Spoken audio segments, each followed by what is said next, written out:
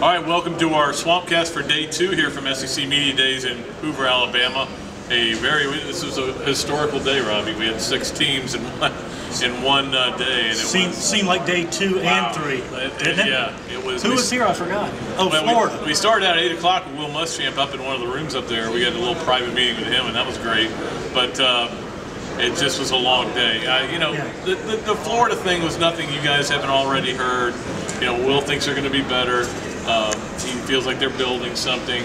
He doesn't like the way they got outscored in the fourth quarter. We'll play both quarterbacks if he has to. Yeah. But now today he said he may have them on the field at the same time.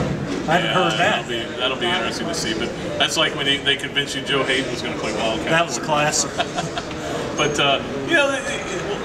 Florida, the theme has been the same really since spring. They're going to be a little bit better. Are they going to be good enough to compete for the division? Maybe. We'll see. Certainly, the other teams that were here, I think, I wrote about LSU and Arkansas. John L. Smith was the best today. He was hilarious, man. I can see why like he said, he's perfect for that situation. Well, he is. I mean, who else would take a 10-month contract in the first place? Secondly, with almost knowing you weren't going to get the head coaching job, and it's almost impossible to think that he would.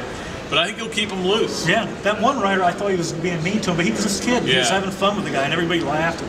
He was the most entertaining guy here. I hope that he comes back. I wish there was a couple of guys in there I wish that somebody had gotten on. Yeah. The guy asking about the bland LSU defense. Yeah, Chavis has this great defense, but it's bland. The worst question of the day was the guy who asked, he says, most people think LSU and Florida will be playing in Atlanta. Well, where did that come from? I mean, I think most people think maybe Georgia. I don't think anybody thinks Florida. Hardly anybody thinks Florida. But at any rate, we had Les Miles at the end. He was pretty good. I thought. He got kind of bored though because the questions were getting bad. Late in the day, they got pretty bad. But we got to see Zach Mettenberger, which was my first really chance to talk to him. Again, this is a guy who had some problems at Georgia, transferred to junior college, and now is the quarterback. And look, I think he's got to be the first quarterback here that's only thrown 11 passes in college. Yeah. But if he turns out to be what they think he is, LSU's going to be tough to beat. Yeah, I mean, they've got great running backs, a whole bunch of them, great receivers. He's got really good receivers. Experienced line. Now, if the quarterback comes through, they're going to be really good. They say at the Manning camp he was unbelievable, but again, there's nobody rushing you. You got to be playing in the SEC is different than any camp you'll ever find anywhere. And who else? We had Joker Phillips today. We'll move right on from there. We had Gene Chizik, and typically Gene Chizik. Yeah. He got me totally confused on his playoffs. Yeah. I don't know what he. I think he's in favor of everything. He was back and forth. The thing about Auburn though is if they, their schedule sets up pretty decent. It does, very good. And Mississippi State's another team. Here's we were talking about this today. Mississippi State, we had Dan Mullen in here today, and he was pretty good. But Dan, their schedule's really easy early. Yeah. Oh yeah. They'll probably get through it pretty good, but then they're back loaded. It's almost like Florida's basketball schedule. Yeah. I just see them being like 5th or 6th team again. Yeah, they're stuck. 6 type team. Because the division is so good. But they'll have a better quarterback for throwing the ball, I think, in Russell. So.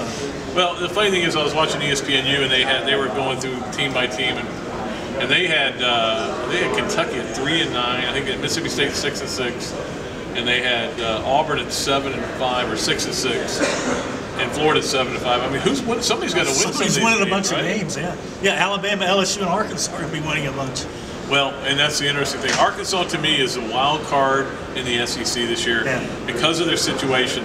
The players are taking the attitude of it's going to bring us together, all this adversity. But as I point out in my column, it doesn't always bring you together. No, it doesn't. And when things get tough, that's when you find out, did it bring us together or did it pull us apart? Was it Andy Lopez used to say that adversity doesn't build character, it reveals it. It does reveal it. It definitely does. And we'll see what kind of team they have. But, today was a long day. Let's just leave it at that.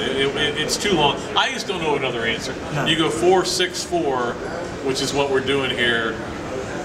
You'd have to add another day to do anything less. Yeah. So but I think if they'd cut the lunch break out and we'd gotten done an hour and a half earlier, you didn't have that lunch, man. It was awesome. I heard it was good, so maybe not. It was really good. But so that's day 2. We're ready for day 3. Roll Tide. Roll Tide tomorrow. We've got the Mighty Bulldogs tomorrow. Yeah. We got Tennessee Vols. And Ole Miss, which is really old miserable again. When Hugh Freeze walks in the door, it'll be the first time I'll have any idea what he looks like. But so that'll be tomorrow. We'll be back with another Swampcast tomorrow. You can tell we're tired. We're having a hard time getting through this. But we're going to go get some dinner. Until then, this is Pat Dooley, Robbie into the games with Sun saying, so long, Hoover, Alabama.